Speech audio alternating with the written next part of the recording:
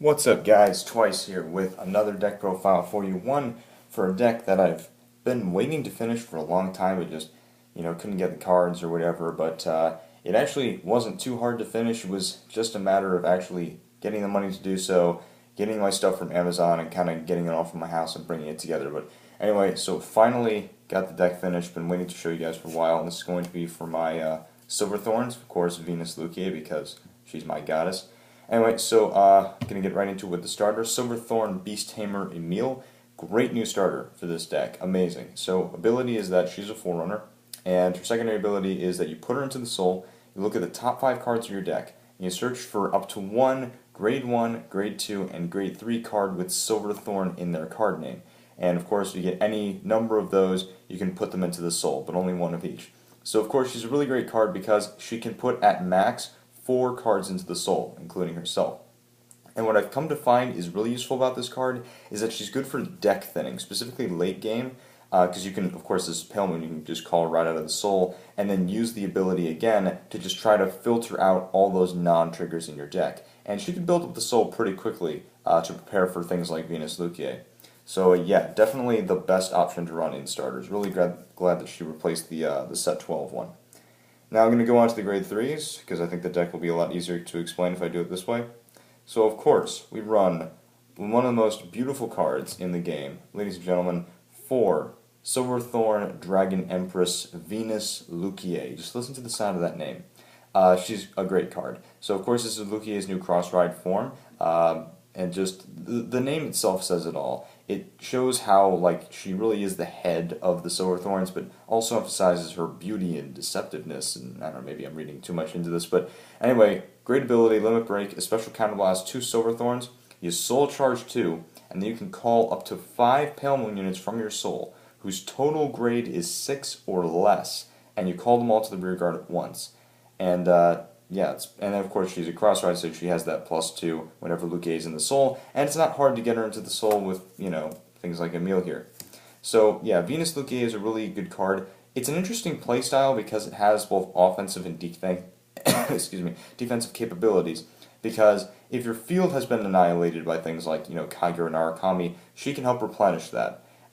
Meanwhile, she can help if you need to conserve your hand, this is the go-to card, because she's the thing that will fill the field without you having to put down anything from your hand, because she can fill the entire rearguard circles without, anything else.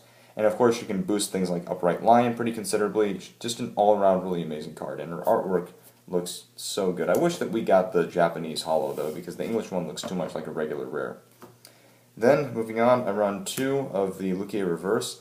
I've seen people that run the Break Ride in this deck, and while Ava is good and can make some very good power turns with Venus, the fact is that Luquier Reverse, I feel, is better because, one, she's a Silver Thorn, which means that when there are cards that only work with Silver Thorn Vanguards, if you're sitting on this card, you'll still get to use those. She does have that 13k defense possibility, so she can kind of, hold her own, and she allows for consistent superior calling from the soul, and just lets you get off those 1-card combos that can really help set up your turn.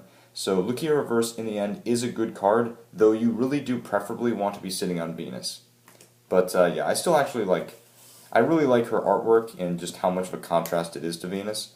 But now we're going to move on to, of course, the thing that starts it all, and that is Silver Thorn Dragon Tamer Luckier, a $50 card. I still have no idea why, but maybe her ability will tell us. So, limit break, counterblast 3, choose up to 1 grade 0, 1, 2, and 3 Pale Moon unit from your soul, so that's 4 units. You call them into separate rearguard circles.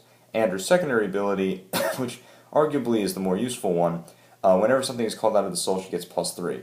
Very easy to build up the center line with Luckier, because not only does her own ability give her +12 if you're able to call out all 4 of those units, but if you have, cards like Purple Trapezist, or in this deck, Zelma, then you can get some very strong columns going, just in the Vanguard column. So definitely a really good card for the deck. You don't want to sit on her though, because she's only a 10k base, and frankly her limit break isn't all that good, at least in this meta.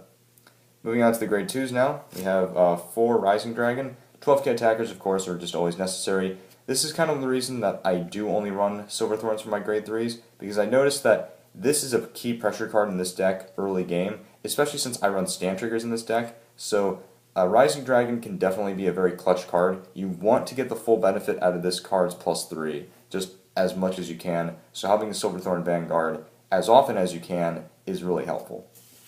And then, of course, one of the best gifts we could have gotten from set 15, aside from Venus, is 4 Upright Lion. So Upright Lion's ability is awesome. Whenever something with Silver Thorn in its name is called out of the soul to the rearguard circle, if you have a Pale Moon Vanguard, he gets +3. And of course, this ability can stack, which is why Venus can really set up some powerful columns with this guy in combo, because you call 5 things out of the soul, like call 4 things out if he's already there. He's going to get +12 from that. If you have Zelma, he gets +15. He can just set up a bunch of different columns. This is almost like a win condition for the deck because he just sets up such powerful columns.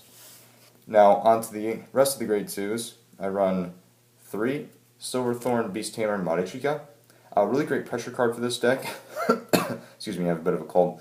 And her ability is that when her attack hits a Vanguard, if you have a Silver Thorn, or rather if you have a Pale Moon Vanguard, you can call something from the soul with Silver Thorn in its name, and then at the end of the turn it goes back into the soul. It only costs 1 counterblast, which is really nice, and since she's a 9k base, this is kind of your ideal grade 2 ride to just get off that extra attack in that turn, or make your opponent guard, and she can even help with Upright Lion here by just getting something else called out of the soul. So a very useful card, and overall she can provide some of the more consistent pressure in the deck. Now on to grade 1s.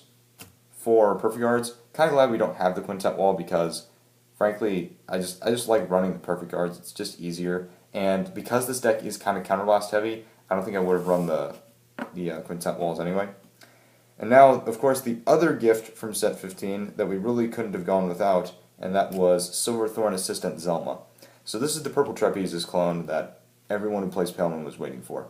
Abilities that when he's called to the rearguard circle, you choose one of your rearguards with Silver Thorn in its name, put it into the soul, and then call something else with Silver Thorn in its name that's not Zelma out of the soul, and there you go. So again, just like Purple Trapezes, but more specifically for Silver Thorn, he's a nice 7k base, and I'm going to say that you really need 4 of this card. I've seen people that run only 3, or one guy that ran 2, which made no sense. But yeah, you want 4 Zelma. He is the key to so many strategies, and of course can really help boost up things like Upright Lion, and combos really well with Venus Luckier. He just, in general, helps you change up your field, keep your opponent guessing. So yeah, definitely a super useful card. Now I run 3 Silver Thorn Assistant Irina. I've seen people kind of go back and forth with this as to how many they run. I run 3 because her ability is that when she's placed on the Vanguard rearguard circle, check top 2 for a Silver Thorn, put 1 into the soul, and the other goes to the bottom of your deck. The great thing about Emile, actually, is that because she forces you to shuffle your deck, can kind of undo, all the cards that may have gone to the bottom of the deck as a result of this card. I'll admit I have those unlucky times when I check 2 triggers with this ability, or I get a perfect guard and a trigger, just terrible things that I don't want in the soul. But overall, she is really useful to just get more things in the soul early game. And again, she's a nice 7k booster, so a card that can just help you set up early and even late game. And then another one of the best pressure cards in Pale Moon that I really enjoy running in this deck, and that is Silver Thorn Beast Tamer Ana. Ana's ability is just like Maricica's, but it's when she boosts an attack that hits instead of when her attack hits. So, really nice combo with Maricica. If that column hits, 2 counterblasts will give you an entire restood column. And if you combo that with Zelma, then you can, stand something else too. So Ana can provide, again, that consistent pressure that this deck needs for a relatively cheap cost, and everything will then go back into the soul, so it's not like you're leaving those units vulnerable. Definitely a really helpful card. Now as for the triggers, I was kind of going back and forth for a while as to how I wanted to run this deck, but I think I found a really good balance, especially, after doing a lot of playtesting. So I run 4 Silver Thorn crits. You really do need to max out Silver Thorns because of Venus Luckier is a special counterblast. 2 Poison Jugglers because, put him in the soul, gets +3. You can use this card multiple times, blah blah blah, and he's a critical trigger. 3 Skyhigh Walker. Unflips damage, he's a stand trigger. Stand trigger is actually really good in this deck, and I'm kind of glad that I finally get to use them. And then I run, of course, 3 Silver Thorn stands with that. You need to max out as many as you possibly can. and then your always and forever obligatory 4 heals. So, it's a very standard build. I really like it. It's worked very consistently. And I have to say that when I finally am able to take this deck to a tournament, I think it's going to actually perform very well. Because Venus Lucquier is a very powerful card, and she's building on an archetype that is actually pretty consistent. So I'm very happy about this. Anyway, I hope you guys enjoyed. This is our 101st upload. It's amazing that I'm finally doing this deck profile. But you guys have been awesome. Thanks you again, and remember to always have a great day and keep card fighting. We'll see you next time. Goodbye.